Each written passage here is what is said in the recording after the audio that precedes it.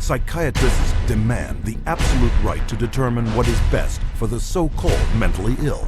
After all, the mentally ill are crazy and unable to evaluate their own treatment.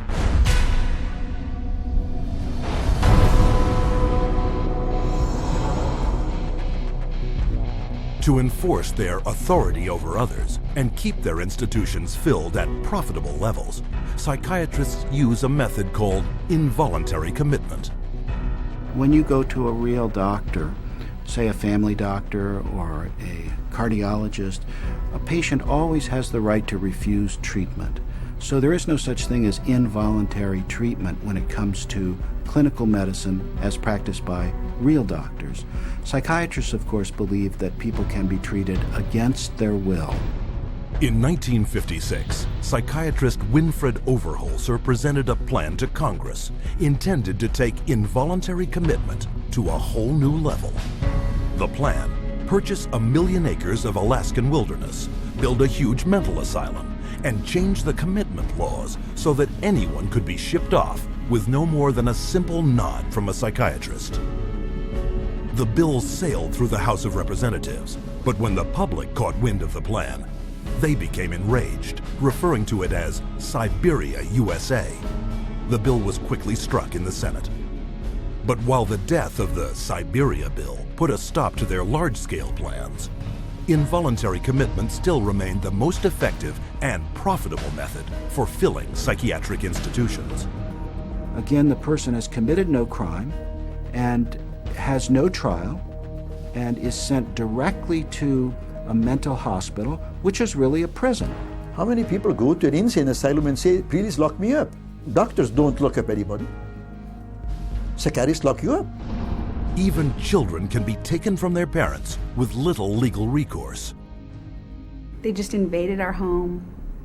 They came in with officers.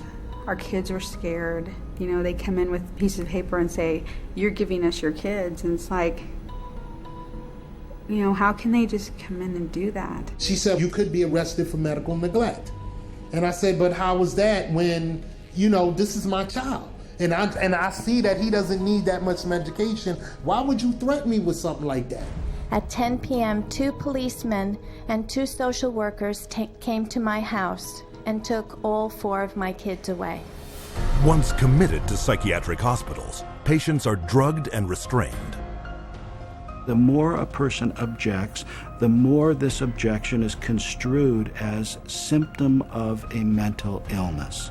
At which point the person would be locked up in restraints. There would be the ankle, the knee, the waist, the head, the wrist, and the shoulder restraints. And if when that process was happening, if there was almost any resistance at all, the person then would be medicated to a point where they would almost be knocked out. We had one case where they actually took a patient in a seclusion room and beat him up.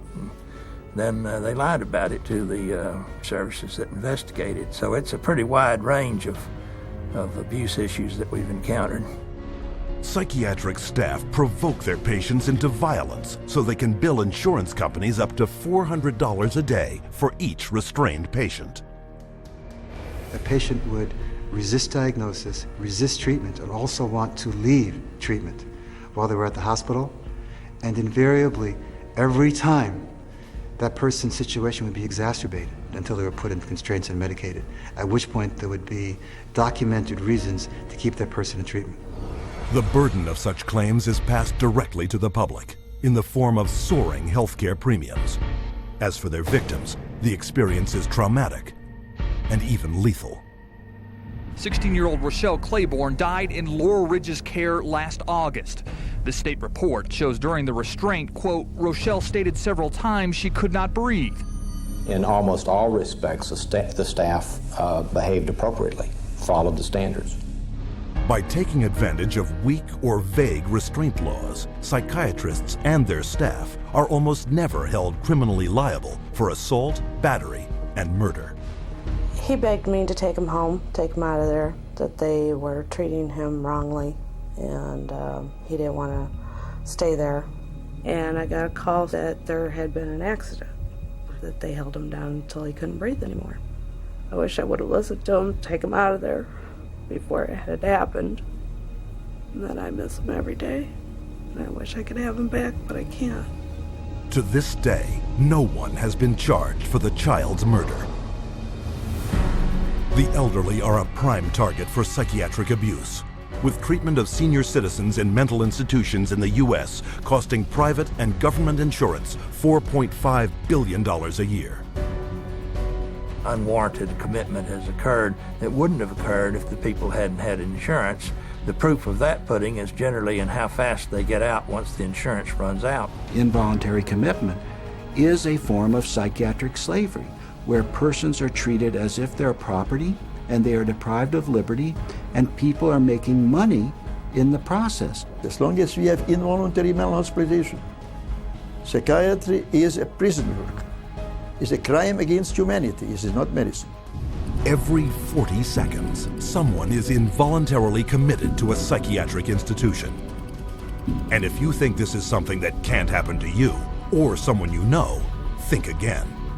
In the time it took you to watch this chapter, 10 people have been institutionalized against their will. And with hundreds of billions of dollars allocated to hospitals internationally since 1975, psychiatrists have carved out for themselves a lucrative commercial enterprise, hidden behind a dubious interpretation of the law. But far too often, psychiatrists commit crimes too blatant to be ignored.